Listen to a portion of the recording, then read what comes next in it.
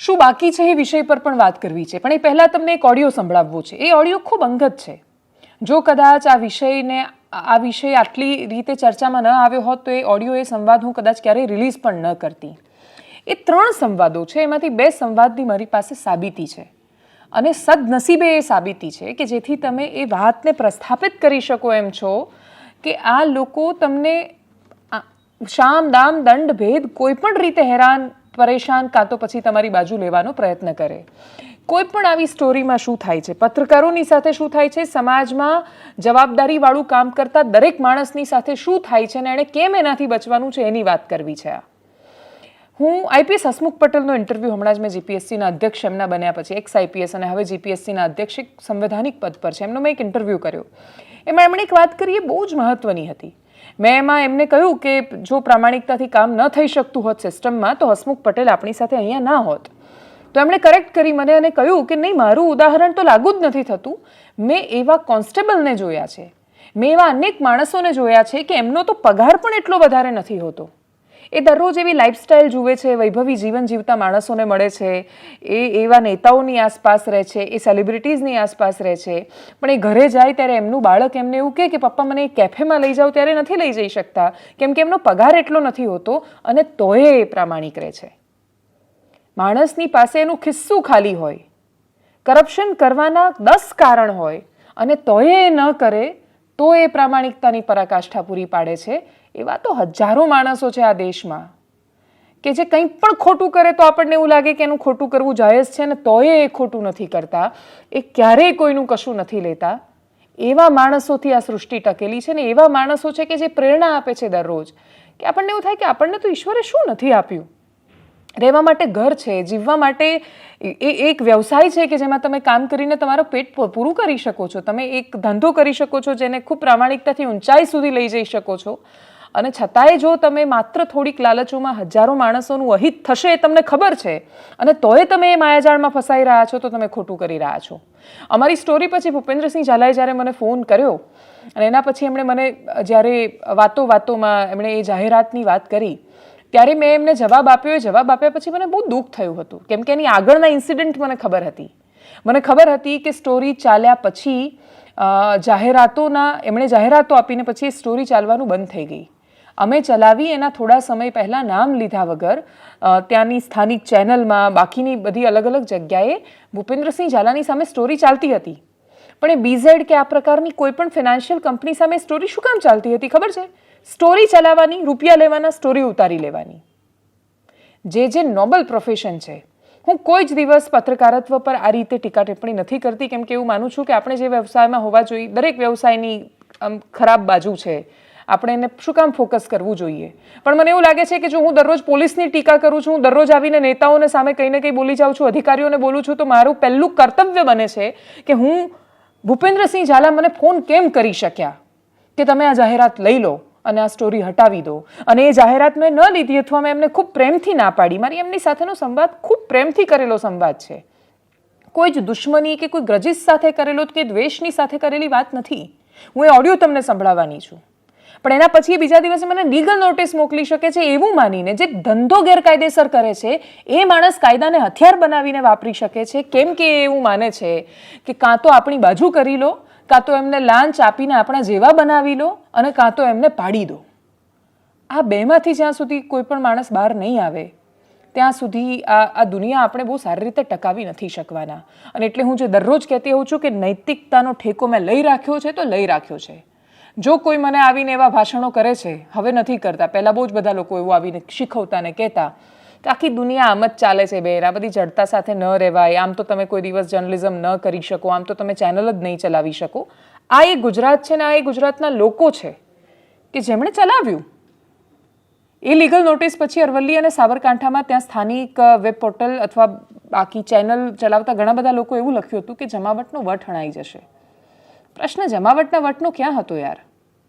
પ્રશ્ન તો તમારા જિલ્લાનો હતો, જે જિલ્લામાં તમે રહો છો, એ માટીનો હતો, જે માટીમાં તમે જન્મ્યા છો. અને છતાંય તમે તમારા જિલ્લામાં કશું ખોટું થઈ રહ્યું છે એ નથી જોઈ રહ્યા. જે લોકો, જે પત્રકારો, કથિત પત્રકારો, જે લોકોએ આ ધંધાની પત્તર એ કરી નાખી છે, એ લોકો, જે લોકો પત્રકારો છે, એ લોકોએ આ હાલત કરી છે અરવલ્લી અને સાબરકાંઠામાં. સૌથી મોટું દાયિત્વ એમનું બનતું હતું સૌથી મોટું દાયિત્વ આ થતું રોકવાનું પોલીસ અને શિક્ષકનું બનતું હતું, જે લોકો પૈસા રોકીને બેઠા છે આમાં. એમની દયા ખાવી કે એમના પર ગુસ્સો કરવો એ જ નથી સમજાતું. સરકાર આ લઈને આવી છે તો આજે પણ અરવલ્લી અને સાબરકાંઠામાં મોટા ભાગના લોકમુખે ચર્ચા શું છે ખબર છે? કે બીઝેડનું કોઈ કશું ઉખાડી નથી શકવાનું. આ તો સરકાર આવું કરશે અને સીઆઈડી વાળાને રૂપિયા આપશે એટલે બેસી જશે એ લોકો. કોઈ સ્ટોરી ચલાવે છે તો સામાન્ય માણસ આ ચર્ચા કરે છે ત્યાં કે ના ના તો બધા બોલ્યા કરે, પછી પૈસા લઈને આ લોકો બેસી જવાના છે. જનમાનસ જો આવું થઈ રહ્યું છે તો એને રોકવાની જવાબદારી બધાની બને છે. ભૂપેન્દ્રસિંહ ઝાલા સાથેના બધા જ ઓડિયો એટલે બાકીના એટલે સંવાદ નહીં સંભળાવવું, કેમ કે મને ખ્યાલ છે કે ઇટ ઇઝ અનપ્રોફેશનલ, કે સામેવાળા માણસને ખબર નથી કે એનું રેકોર્ડિંગ થઈ રહ્યું છે ને તોય તમે ચલાવો. પણ આ કિસ્સામાં એ ચલાવવું જરૂરી છે. અને એટલે ભૂપેન્દ્રસિંહ ઝાલા સાથેનો મારો એ ઓડિયો સાંભળો તમે, કે જેની અંદર એ માણસને મારે એવું કહેવું પડ્યું કે હું પત્રકાર છું, હું ખંડણી ઉઘરાવવા માટે કામ નથી કરતી. સાંભળો. બસ કંઈ નહીં, મેં તમને આની સ્ટોરી પહેલા ફોન કર્યો હતો આપના વર્ઝન માટે, પણ એ સમયે સંભવ વાત નહોતી થઈ શકી. મારે કેવું હતું, એ વખતે આપડે બેંક નું એનબીએફસી નું ઓપનિંગ હતું ને આપનો મને ફોન આવ્યો હતો, એટલે પછી મેં આપને એવું કીધું કે હું 3-4 કલાક પછી આપને કોલ કરું છું એવું કીધું હતું. હા, યસ. એ વખતે આપે જે ફોન કર્યો હતો ને મારો ઓફિસમાં જે નંબર હોય ને એ નંબર થી કર્યો હતો, એટલે પછી એ તો ઓફિસમાં જ નંબર હતો મારો અને વાત થઈ પછી તો હું નીકળી જ ગયો હતો, એટલે પછી હું કોલ બેક લેટર નો વિષય ના રહ્યો. ઓકે, હાજી હાજી.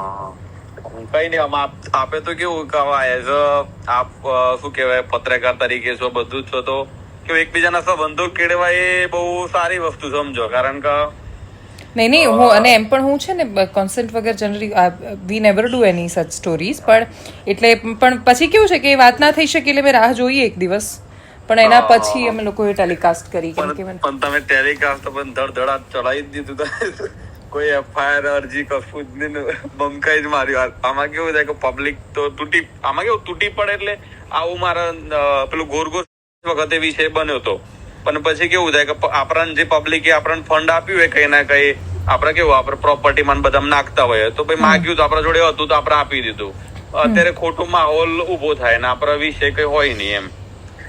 મેં કીધું આપ કહેજો જે હશે આપણે તમારે જાહેરાત થતે વિશે જોઈ લેજો.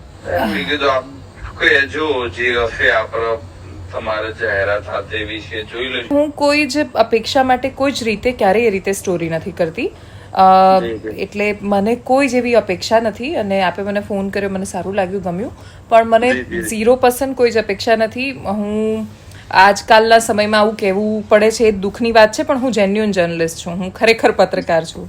હું એક્સટોર્શન નથી કરતી, હું ખંડણી ઉઘરાવવા માટે સ્ટોરી નથી કરતી.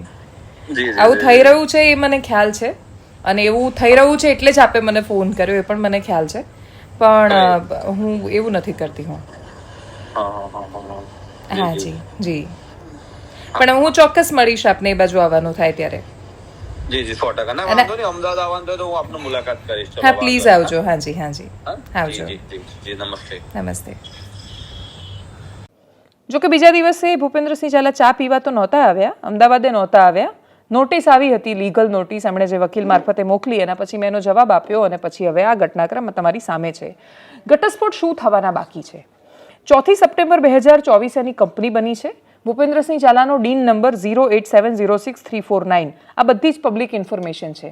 તમે એનો ડીન નંબર શોધશો એટલે તમને એની કઈ કંપની, 3 કંપનીમાં એ ડિરેક્ટર છે એ તમને ખબર પડી જશે કે કઈ કંપની કેવી રીતે ચાલે છે, ત્યાં પેડઅપ કેપિટલ કેટલું બતાવેલું છે, ત્યાં કંપનીની વેલ્યુએશન કેટલી બતાવેલી છે, ગ્રાઉન્ડ પર શું હકીકત છે. હું નથી માનતી કે સીઆઈડી ક્રાઇમ આ વિષયથી અવગત ન હોય, જાણતા જ હોય. ડીન નંબર એ પબ્લિક ઇન્ફોર્મેશન છે, હું કોઈ અંગત માહિતી રિવીલ નથી કરી રહી.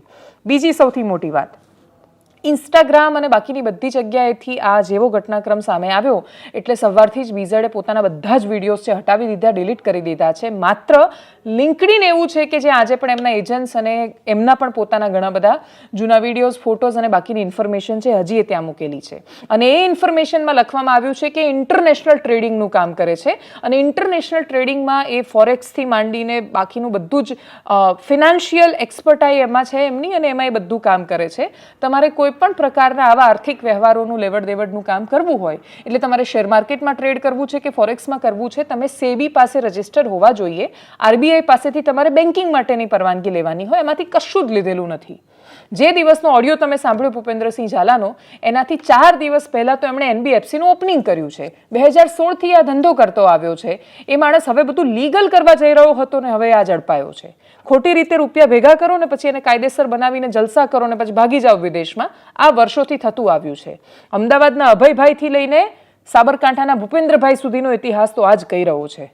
એટલે ભૂપેન્દ્રસિંહ ઝાલાની બીજી સૌથી મોટી વાત, એના HDFC બેંકના ટ્રાન્ઝેક્શન હજી સુધી CID ક્રાઇમે એની સ્પષ્ટતા નથી કરી પત્રકાર પરિષદમાં. એની બહુ જ મોટી બ્રાન્ચ રાજસ્થાનના ઉદયપુરમાં ચાલી રહી છે. રાજસ્થાનના ડુંગરપુરમાં રેડ કરવામાં આવે છે, પણ રાજસ્થાનના ઉદયપુરમાં બહુ જ મોટી વૈભવી ઓફિસ છે.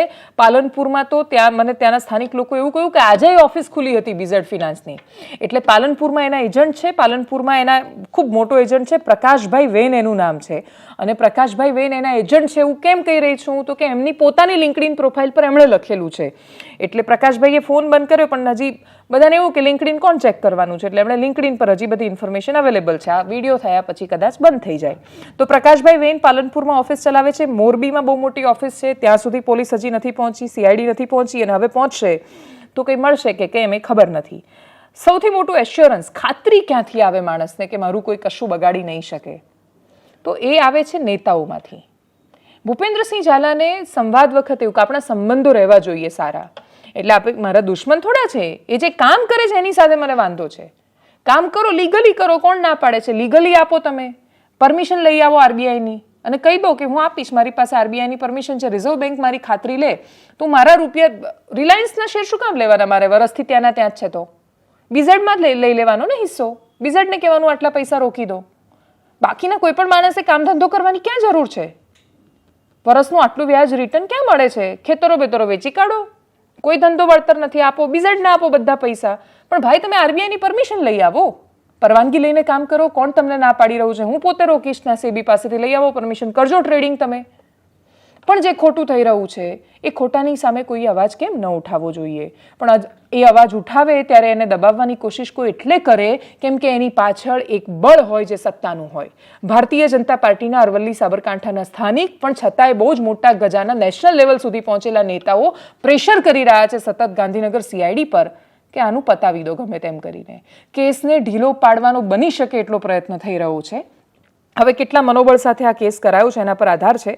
આગળ જે શું થઈ શકે છે, કયા એજન્ટ કેટલા એક્ટિવ છે, આ લોકો ક્યાં, હજી ગુજરાતની બારે આ પ્રકાશભાઈ વેન કે બાકીના લોકો નહીં પહોંચ્યા હોય ને પહોંચીને રાજસ્થાન પહોંચ્યા હશે, નથી પહોંચી શકવાના. ગઈકાલે રાત્રે રેડ થઈ છે. એમને જો આમાં કંઈ પણ સંપર્કો માટે એમનું અહીંયા રહેવું જરૂરી જ હોય, શરૂઆતમાં એમણે એ બધું કરી લીધા પછી એ લોકો ક્યાંય ગયા છે. એટલે આમના પત્ની છે જે BZના, એ પોતે પોલીસ ઇન્સ્પેક્ટર છે. એટલે એમને આ વાતમાં એટલે વચ્ચે ન પેલી એ રીતે નહીં લેવા જોઈએ કે એ પણ બહુ જ ખરાબ કે કેવી રીતે લાગ્યા હશે, એ રીતે નહીં. પણ છતાંય એ એમના પત્ની છે, એ પોલીસમાં છે ને તો એમના સુધી ઇન્ફોર્મેશન નહીં જ હોય રેડની કે આ થવાનું છે. તો એનો મતલબ એ કે રેડ તો થઈ છે બહુ પ્રામાણિકતાથી. હવે આ કેસ થઈ ગયા પછી એને કેટલો દબાવવાનો પ્રયત્ન કરવામાં આવે છે ખબર નથી. જોઈએ આગળ સમયમાં શું થઈ શકે છે, કે દબાય છે કે કેમ. આગળ